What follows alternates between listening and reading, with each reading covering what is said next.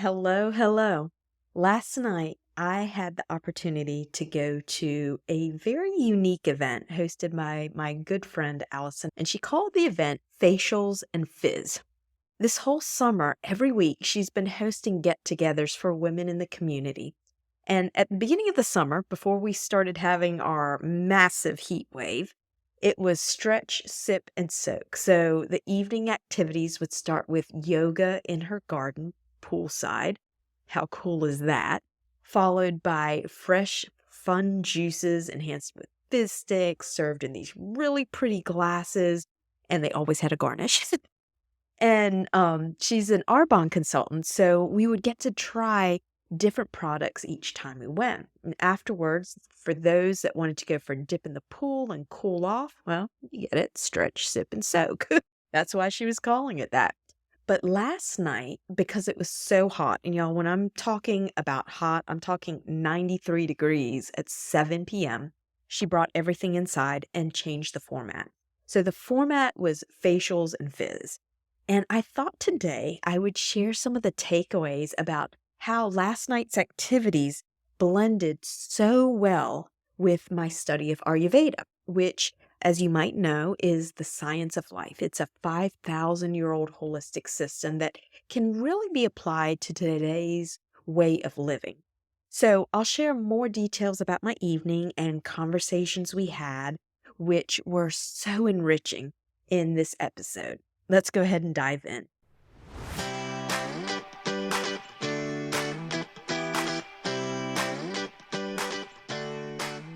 Welcome to the official podcast of True Basis Health, where we focus on living a life that connects health and mindset for optimal well-being. In each episode, Micah Hill, certified total well-being coach and perfect health educator, will cover bite-sized topics ranging from transformational well-being practices to maximizing mindset and how to live a rewarding life full of purpose. Here's your hostess, Micah Hill.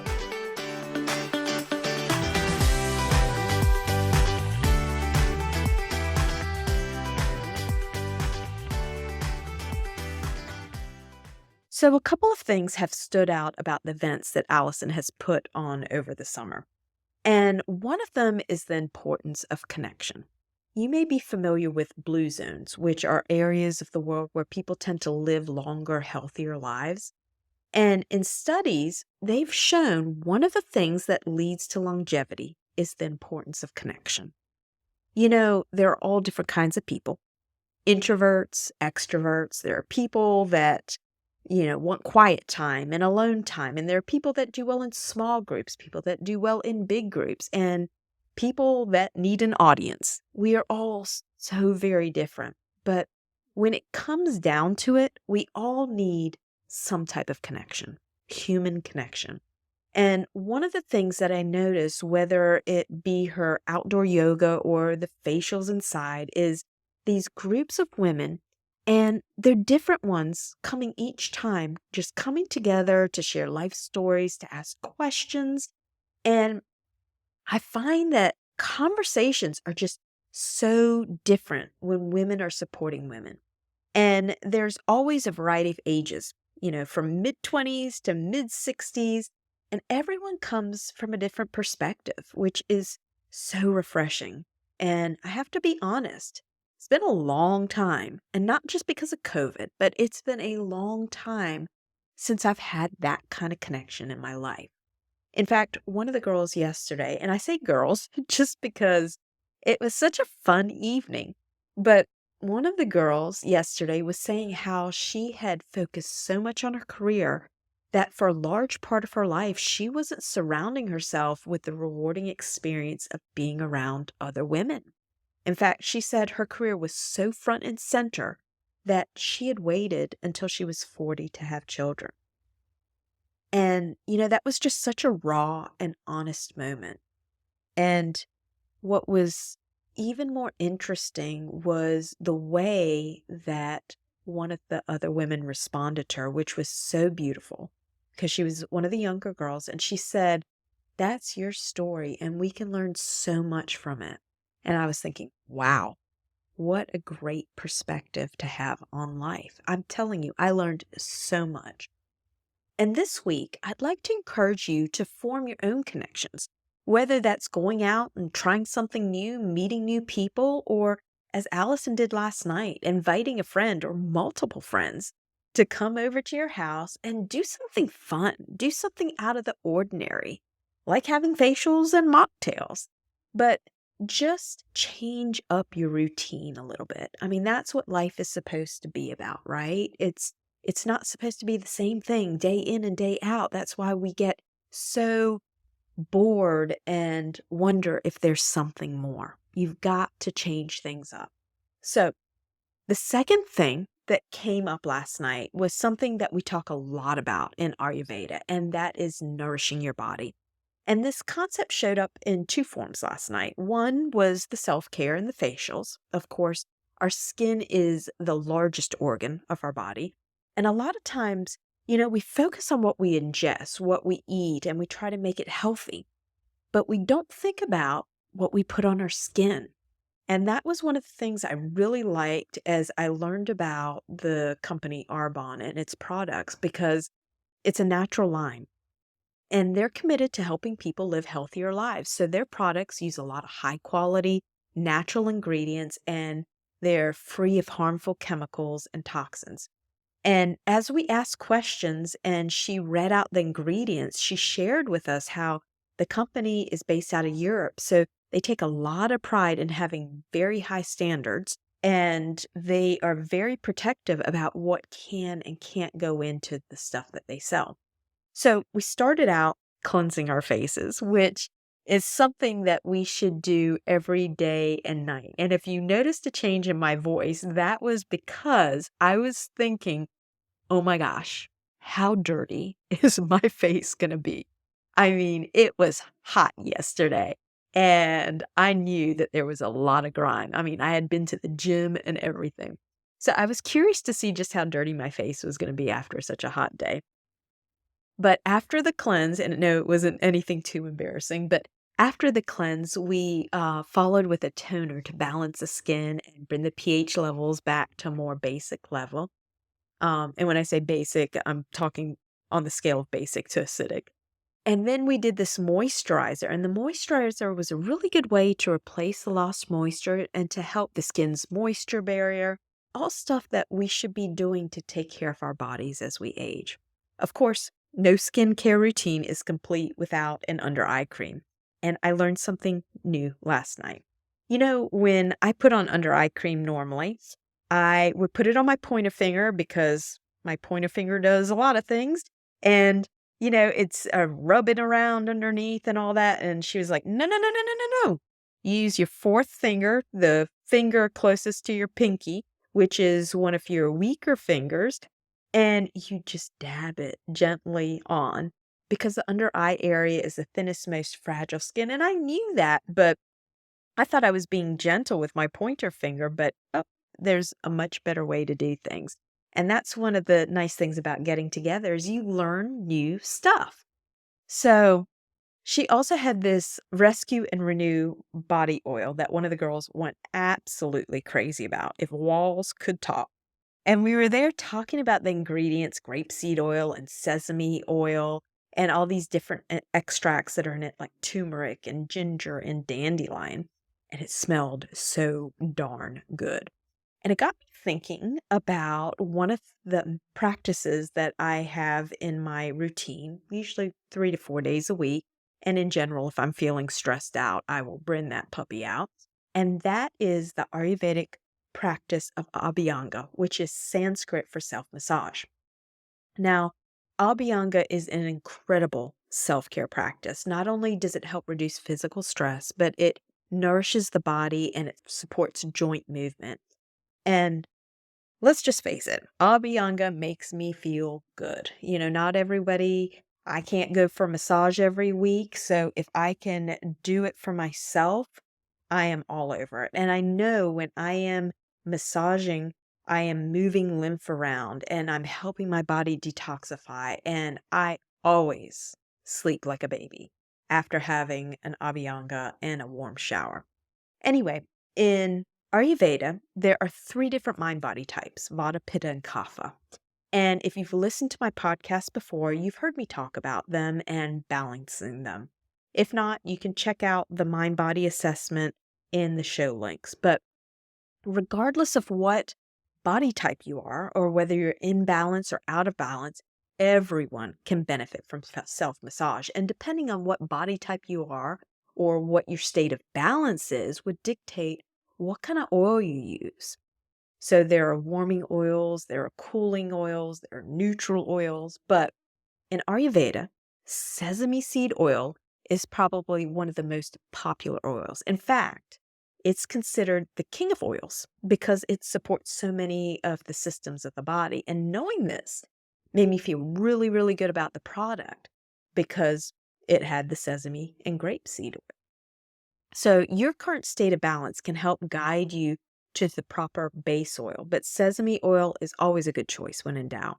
And I'm a pitta, mind body type, so I tend to run hot.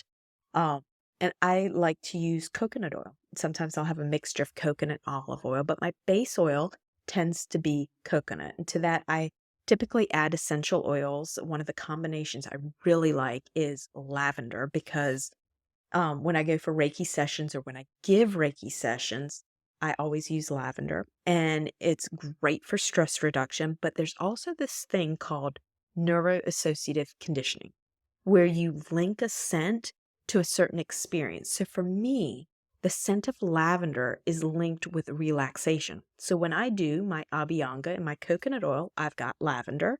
I also use heliochrysum, which is an oil out of Eastern Europe, and it's really good for anti-inflammatory stuff, promotes circulation. And I typically have frankincense because it smells great. And I figure if the three wise men thought it was a good gift for Jesus, it's a good gift for me. So basically, with Abhyanga, you start from the top down, and at the major bones, like your shoulders, kneecaps, elbows, you do circular patterns. And then on the long areas in between, you do long strokes coming up towards your heart. And I'm going to link a video that Banyan Botanicals did that has an awesome explanation of how to perform Abhyanga. And I have to be honest, I don't use the oils as frequently as I should to do a scalp massage because you guys, I have super frizzy hair and it takes me forever to blow my hair out. So the scalp massages are reserved for special occasions, for weekends. But when I've got time, like I said, I on the weekends or something, I will use the oils in my hair to really calm me down and give myself a treat. Now, if you don't want to buy a bunch of oils and essential oils, there's a lot of great options on the market. Just make sure you're getting food grade because if it's going on your skin, it's going into your body and you are going to have to process them. So that's it for my soapbox story on Abhyanga. I also wanted to mention or go back to the fizz component at the beginning, the little martini glasses filled with fruit and fizz juice. And one of the things that I've noticed is how her drinks are always served not only for the palate and the taste, but the eye as well. And they're always really nicely garnished with some fruit or sprig of mint. And here's the thing: we consume with our eyes and all of our senses, really. And we have to digest everything we consume. So I'm not just talking about food. Look around you. Notice what's in your environment. In Ayurveda, you have to digest everything you consume with all your senses: sight, sound, taste. You get the idea. So as you ponder this, think about how you can curate your environment this week to make it easier to digest, whether that's turning off the news, not checking social media as much, putting a pretty flower at your desk. Get creative. So then, as if that wasn't enough, when we got ready to leave, she came out with party gifts. And there were these really nice, colorful mason jars. Everybody had a different recipe inside, and she provided us with lunch for today, which I absolutely needed because I got busy. And she did an awesome Instagram reel. You should check it out. I'll put it in the show notes, which speaks to some of the things that my trainer, William Ingram, at Fitness by William talks about. And that is, if you fail to plan, you plan to fail. So, meal prep is something that we can all benefit from. In my jar, I had a homemade sesame dressing at the bottom, a scoop of quinoa, which is a pseudo grain. It's got protein in it. It's really good for you. And then there was red cabbage, carrots. I mean, a little bit of everything. And of course, a sprinkle of feta cheese because who doesn't like cheese, right? Food, as you know, is a big part of health and fueling our energy. And in the Restore Roadmap, one of my signature courses, I go over the importance of food. But also, healthy food can be used to bring balance into your body, and choosing the right foods at the right times, at the right temperatures is really key to moving your body in the right direction. Yeah, I bet you didn't realize that. So, as I wrap up, I want to tell you about one more conversation we had last night, and that touched on meditation. I am telling you, we covered from one end of the spectrum to another on conversations. It was such a fun night. Anyway, one of the girls was going to a meditation retreat this October in Asheville, North Carolina, that she was really looking forward to. She didn't mention the center, but I know the Art of Living Retreat Center is there, and it's known for meditation and Ayurveda wellness. It's been on my bucket list for a while. And as she was telling us about the retreat, I mentioned how I had done one of those silent retreats at Duke Integrative Medicine in Durham. And that retreat was one of my first forays into extended silence. We were talking about in the silent retreat how it's so nice to have permission not to have to make small talk. Now, I know I was just talking about having connections with others, but it's all about balance. And there's just something about having quiet time to yourself. And it's super cool when it's quiet time to yourself around others. So that's one of the things I love about meditation. You know, it's the ability to go within. But as I've explained or shared many times, especially in the course Chaos to Calm, when I first started meditating, it was really, really hard for me to sit for extended periods of time. And so one of the things I like about meditating in a group setting is what we call coherence. And that is basically a connectedness, which just feels so different than meditating alone. So we were talking about that, and something we've been kind of tossing around is this idea of hosting a women's either one day or weekend retreat at this nice event venue space called Britton Manor here in Kinston. And we were talking about bringing all these things that we love together that inspire us and are good for us in a way that allows women to explore what resonates with them and to get feedback and to have discussions. So, if you're interested in finding out more about possible retreat, let me know, and I will put you on a newsletter so when we have a solid date, you will be the first to know. And speaking of newsletters, on the website, you can sign up to get a newsletter for these podcasts. So you'll always know when a new episode is released. You'll have the skinny on it, and it'll be fun. Anyway, those were the big things that really stood out last night: connection, self-care, pampering yourself through a great skincare routine, and food and meditation. This week, just see how you can bring some of those into your life. That's all for this week. Okay, I've been rambling for a while. For those of you that haven't been to the website recently, definitely go and check out the resources page. I'm telling you, I put a lot of great resources on there that focus on Ayurveda, mindset, wellness, purpose. There's literally something for everyone. Because as you know, my mission here is to help women create energy and health so they have the clarity to create their legacy. All right, that's me signing out for the week.